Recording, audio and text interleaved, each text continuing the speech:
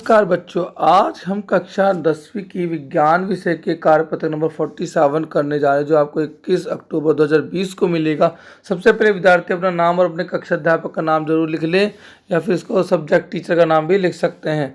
तो आज का टॉपिक वही पिछले चैप्टर को कंटिन्यू करते हुए हैं, जिसमें हमने तत्वों का आवर्त वर्गीकरण स्टार्ट किया था, जो कि एनसीईआरटी का पाठ्य पुस्तक का पाठ 5 है। ठीक है, इसमें हमने सबसे पहले जो पढ़ा था, एक बार क्विक रिवीजन में फटाफट याद कर लेते हैं कि हमने सबसे पहले पढ़ा था डोबेलिन का त्रिक पढ़ा था, फिर हमने पढ़ा था न्यूलैंड का अष्टक, फिर मेंडलीव की आवर्त सारणी पढ़ी थी, फिर उसकी कमियां पढ़ी थी।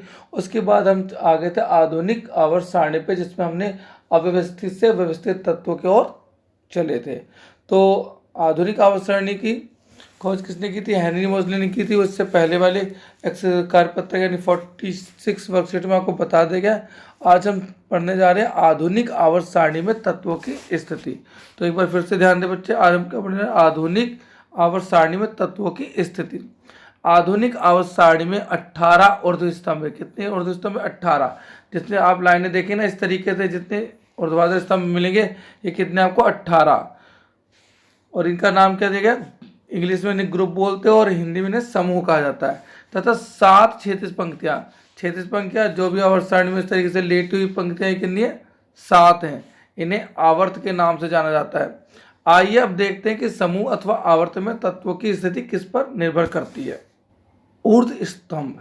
यदि हम आधुनिक आवर्त सारणी में समूह 1 के तत्वों को लेते हैं, तो समूह के एक पहले 3 तत्वों का इलेक्ट्रॉनिक विन्यास क्या है? हाइड्रोजन का एटॉमिक नंबर कितना? 1। इसका इलेक्ट्रॉन विन्यास कितना? 1।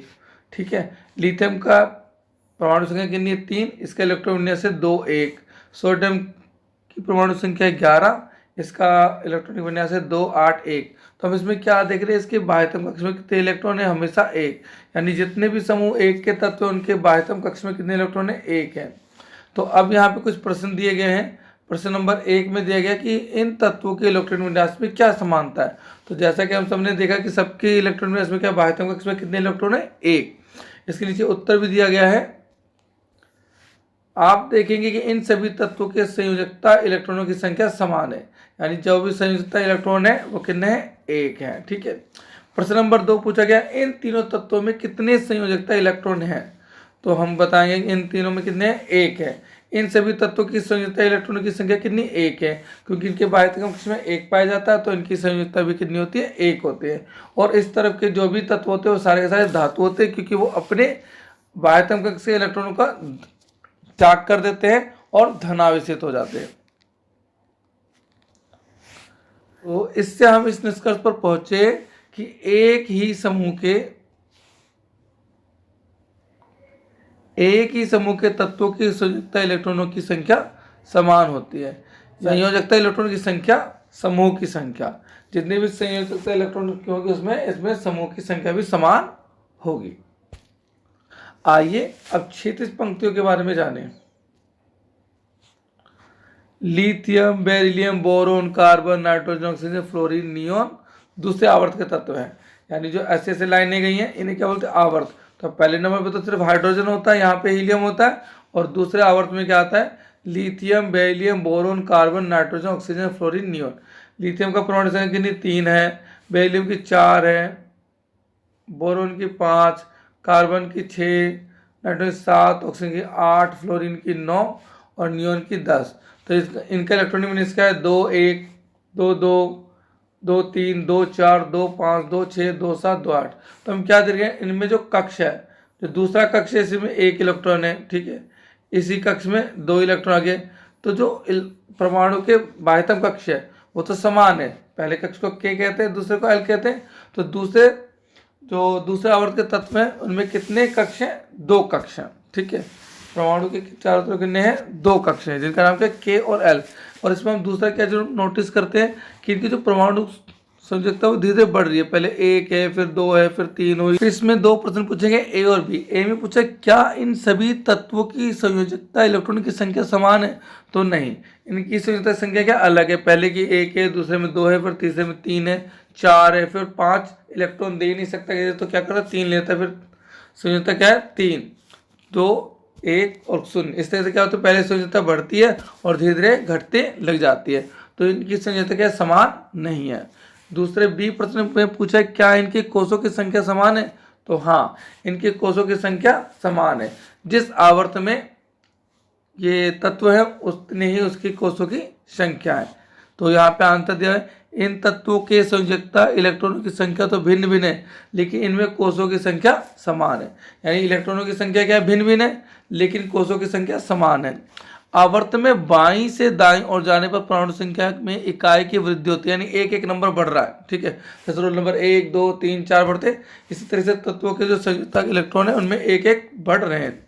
तो यहाँ पे हमें मिल गया कोषों की संख्या, आवर्त की संख्या और संयोजकता इलेक्ट्रॉन की संख्या, समूह की संख्या। तो हमने यहाँ से दो रूल पता कर लिए कि जितने संयोजकता इलेक्ट्रॉन होंगे उतने ही समूहों की संख्या होगी और जितनी कोषों की संख्या होगी उतनी ही आवर्त में वो तत्व रह रहा होगा।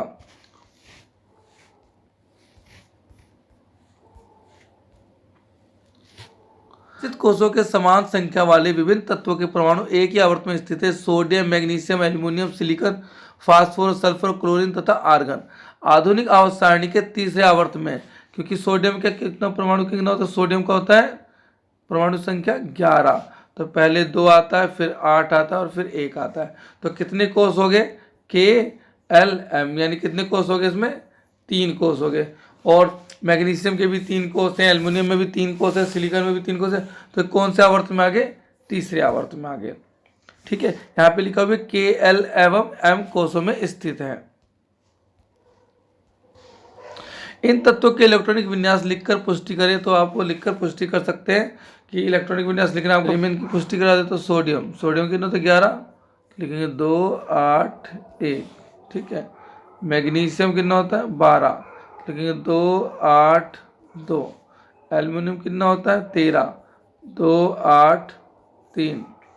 उसके बाद क्या दिया इसमें, सिलिकॉन होता है 2 8 और 4।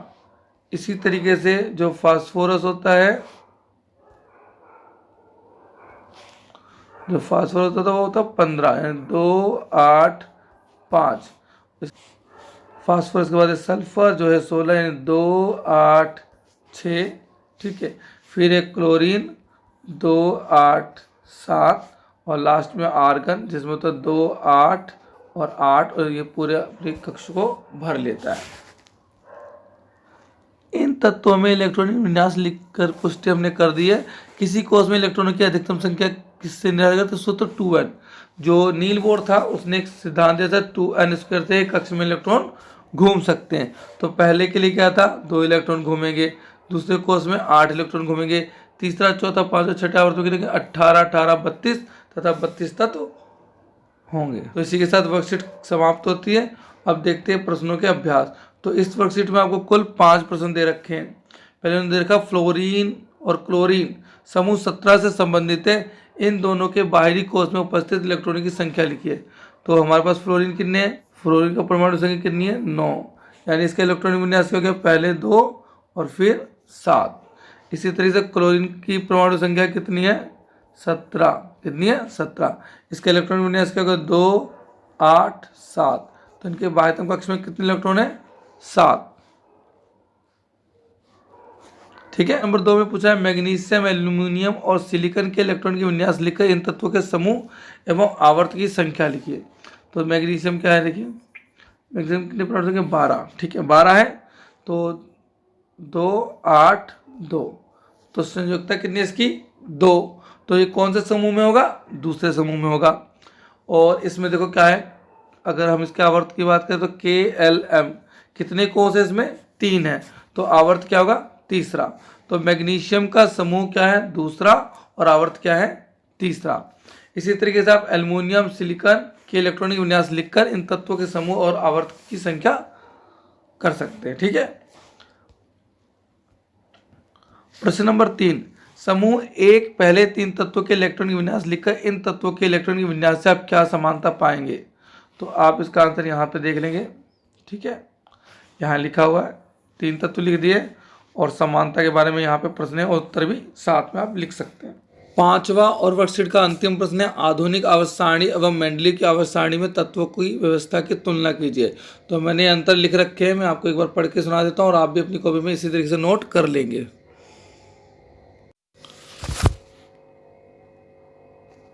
आधुनिक आवर्त सारणी और मेंडलीव की आवर्त सारणी में अंतर करने से पहले आपको एक कॉलम बना लेना। एक तरफ आपको लिखना है मेंडलीव की आवर्त सारणी और दूसरी तरफ लिखना है आपको आधुनिक आवर्त सारणी। ठीक है, तो नंबर 1 पे क्या लिखना है, मेंडलीव की आवर्त सारणी में तत्वों को उनके भार के बढ़ते क्रम में व्यवस्थित किया गया था। किस पे किया था, भार पे। जबकि आधुनिक आवर्त सारणी में तत्वों को उनके परमाणु क्रमांक यानी परमाणु संख्या के आधार पर व्यवस्थित किया गया था।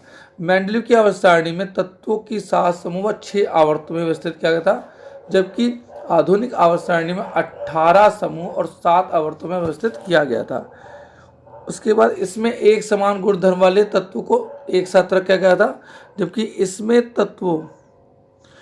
तत्वों को उनके बाह्यतम कक्ष में उपस्थित इलेक्ट्रॉनों के आधार पर व्यवस्थित किया गया था। इसमें हाइड्रोजन की स्थिति निश्चित नहीं की गई थी, इसमें हाइड्रोजन की स्थिति निश्चित बता दी गई थी। इसमें आइसोटोप के बारे में कोई जानकारी नहीं थी, इसमें आइसोटोप यानी समस्थानिकों की भी स्थिति दिखा दी गई थी। ये 2 एक्स्ट्रा पॉइंट भी मैंने बताए, वो भी आप लिख सकते हैं। इसी के साथ आपकी वर्कशीट समाप्त होती है। धन्यवाद।